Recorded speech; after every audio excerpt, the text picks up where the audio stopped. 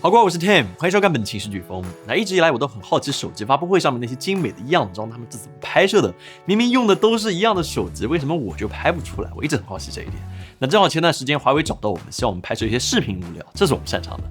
同时，他们也希望我们能用最新发售的华为 Mate 50系列拍一些风光的样张。于是我们一拍即合，这次前往了拥有壮丽风丛还有奇异天坑的广西，开始了这段异常艰苦的旅程。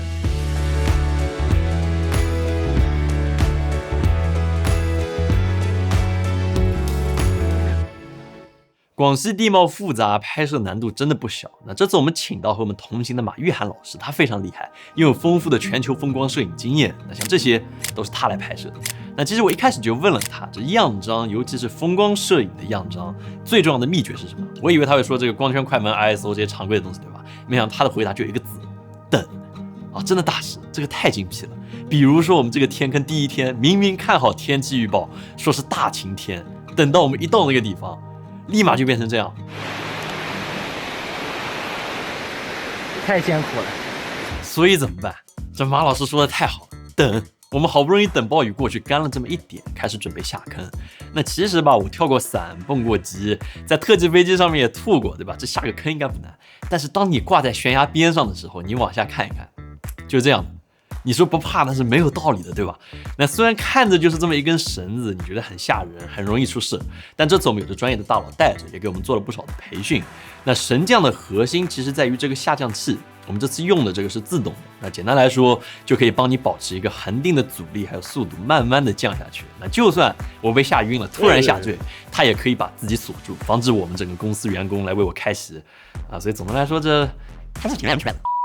等到了坑底，其实我是有这么一点失望的，因为也就是一些基本的绿植，这个天坑里面没有什么奇特的宝藏什么东西。我试了按了几张照片，效果也都不是很好。其实最核心的问题还是在于光，这天上它没有任何细节，自然拍不好。而且这不是我开脱，当时的拍摄环境真的很阴间，一直有这种惨叫在洞里面环绕这个特别影响我的创意，因为人是这样一个一个神降下来的，然后我是不恐高的，但像我们的编导这种恐高的女生，她滑下来要20分钟，我只要2分钟，她一路嚎叫这个惨叫了，给她放反正都是错。这个当然不怪他，对吧？他很认真很拼，跟我们一起下来。只是这种项目对于恐高的人来说，实在是一个地狱。所以等到全部人下到洞里面，这已经中午了，我们这才开始拍摄第一张样张。我们以植物作为主体，天坑作为衬托来呈现它。其实在大而杂乱的环境之中拍好植物，马老师也说，你需要考虑的重点还是它的前景、中景还有远景都要有，然后怎么结合，这是很重要的，这样才能使它整个画面变得更加立体一点。因为已经临近中午了，云层稍微消散了一点，我们选择了仰拍，找到了一棵形态不错的绿植，顺着它朝着远处的洞坑拍摄。这时候早上的雨反倒是帮了忙，中间漂浮的这些雾气让整个场景梦幻了很多。我们抓住了一个云层散开的瞬间，按下快门，出了我们的第一张货。你觉得怎么样？这张照片我们用了广角来拍摄，透视会更强，画面也会更有视觉冲击力一点。同时得益于 Mate 50 Pro 可变光圈的功能，我们把光圈收小了一些，实现了灵活控制画面的景深，这样背景它不会彻底的虚化。本来以为已经渐入佳境了，对吧？我们拍到这张照片，我很兴奋。我们刚要进入洞穴的深处，然后结果这个暴雨它又来了。然后为了确保安全，我们就只能紧急返程。这一上一下一折腾，对我们大家的心态还有体力，这影响太大了。所以最终考虑再三，我还是扣了扳机，全员回撤，改日再来。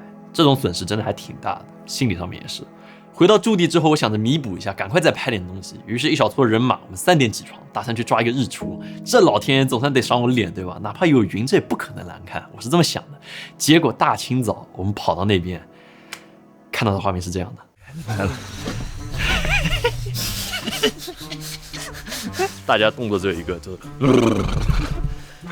这是我们今天早起的结果。我们早起为了这个。以前做项目我们真的没有这么阴间，但是这次真的就是这样，没有奇迹，大雾也没有散去，阴沉的天气让我们又一次铩羽而归。为了能够拍摄到一张满意的风景大片，我们又长途跋涉来到了乌龙泉。这一天傍晚，我们总算是得到了一场还算合格的日落。在一个没有明显主体的大景之中，如何选择一个合适的构图，那就非常重要。那这次我们选择了炊烟袅袅的村庄作为兴趣点，又结合了洒满余晖的远山峰岭作为背景。那有点遗憾的是，空气的能见度仍然不算特别高，所以会显得暗部层次会弱这么一点。但是我们尽了最大的可能，还是留下了几张照片。虽说拍到了一些喀斯特地貌代表的风丛风林，但是天坑里面的这个洞穴才是我想拍的。在休整了1天之后，天气虽然还是不怎么样，我们决定赌一把，回到了乐业大师为天坑群。那我发了誓，这次一定要拍到一些带劲的画面。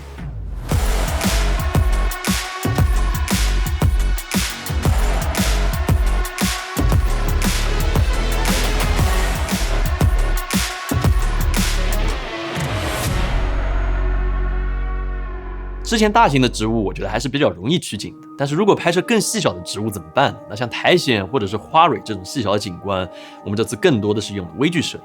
那在下到了约有400种植物的神木天坑坑底之后，我们在这片错综复杂地下森林里面发现了一种非常微小但又茂密的嫩芽，我不知道它叫什么，但是真的很好看。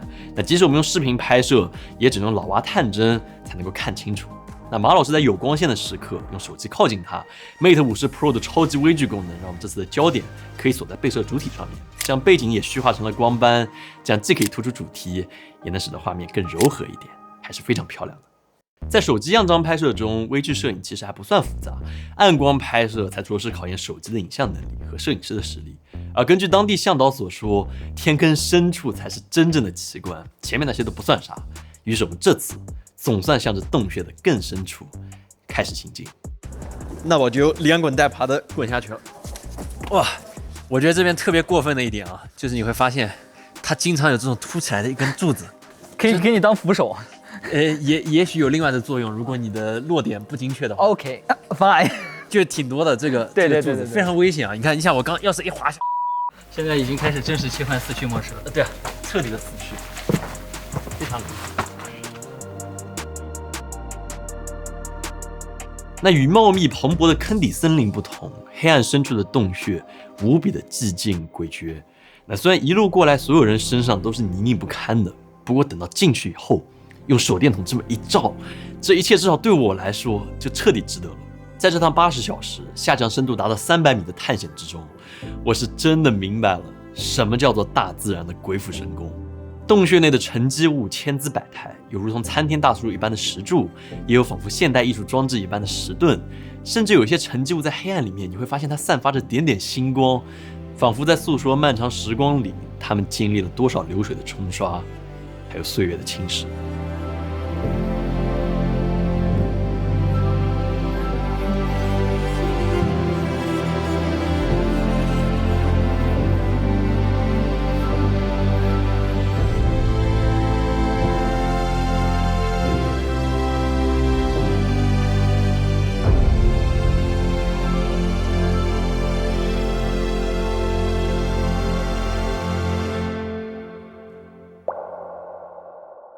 洞穴里面还是非常危险的，经常容易绊倒或是摔跤，怪石嶙峋，各有特色。那比如我们去到鲤鱼嘴里面，就是这样一幅暗无天日、崎岖复杂的溶洞景观。麻了，终于来到了这个洞穴的最深处了，这边真的很魔幻。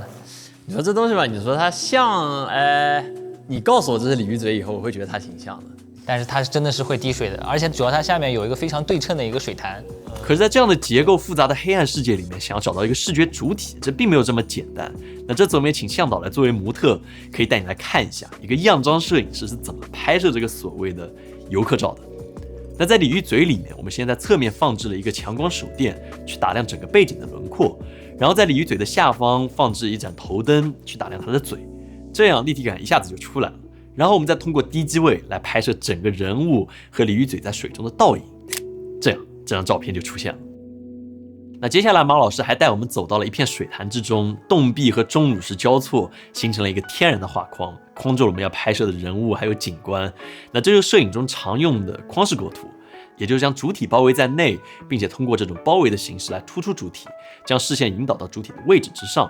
那就这样，我们就得到了一张纵深感更强、带着天然暗角的样片。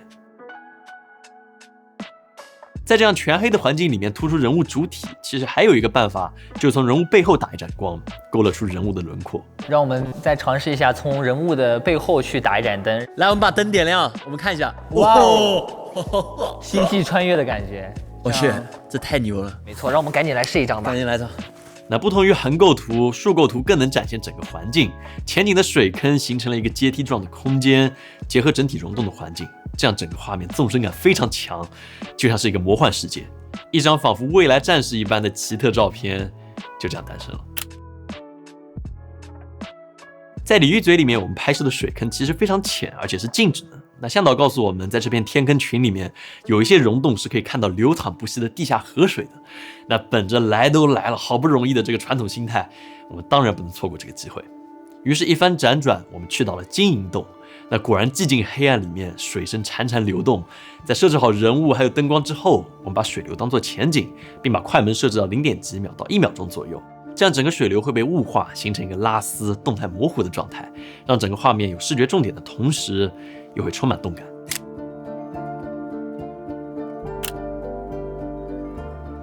正当我们拍到优质样张，心满意足，觉得完成任务，准备撤离的时候，突然我们看到离出口处不远的狭小洞口里面，居然有阳光洒下来。这是我们这么多天第一次看到太阳。这些阳光穿过幽密洞穴里面的胶体，就产生了丁达尔效应，形成了威力闪烁的光柱。于是就这样，我们得到了大自然的眷顾，看到了难得一见的圣光。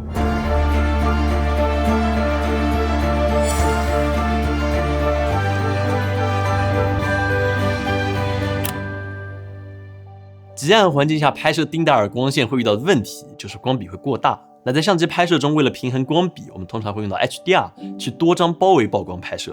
那在暗的情况下，欠曝拍摄一张，在正常曝光拍一张，过曝的时候再拍一张或者多张，后期把它们结合到一起，就可以组成一张正常曝光的照片。那大多数的相机都有一个功能叫做 Bracket Mode， 简称 BKT， 自动曝光包围，可以在按下快门之后自动拍摄不同曝光值的照片。而现在大多数的手机就自带 HDR 功能，所以非常方便，只要调整一下构图，一键就能够记录下这完美的一刻。那虽然我没有什么文化，但是这次我们编导教了我一句话，我觉得还是很贴切的：视之其伟，归怪，非常直观，常在于显远。这一趟人迹罕至的天坑之旅，让我这种久居都市的人真的还是大受震撼。我好久没有去这种地方了。地质纪年一般都是以100万年为单位，钟乳石的形成往往需要上万年或者几十万年的时间。当我在注视着这些怪石嶙峋的黑暗世界的时候，我才真的领悟到了小时候课本里说的“既浮游于天地，渺沧海之一粟”这句话。不得不感慨地球的深远漫长和人类的渺小还有短暂。那只希望在有限的生命里面，我能够继续保持着好奇心，去寻找，去观察。凡人皆有一死，但至少我见过了这些在脑海里完全没有办法想象的奇观，也能把它分享给你。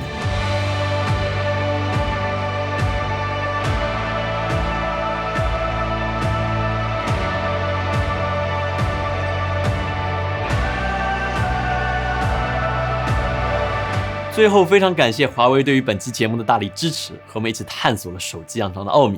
搭载昆仑玻璃的华为 Mate 50 Pro 整机抗跌落能力提升至10倍，昆仑玻璃获得业界首个瑞士 SGS 5星耐摔抗跌权威认证，让我们能在天坑这样险峻的环境里也能够自如拍摄，不惧刮蹭。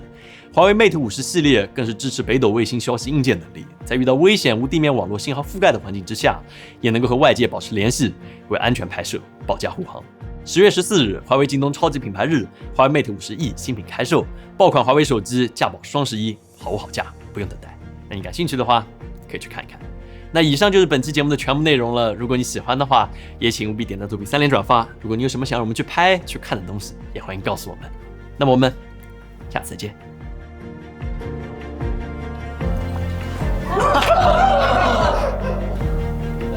夹后面。太神奇了！哇，这里怎么还没劈开来的一道？这是什么？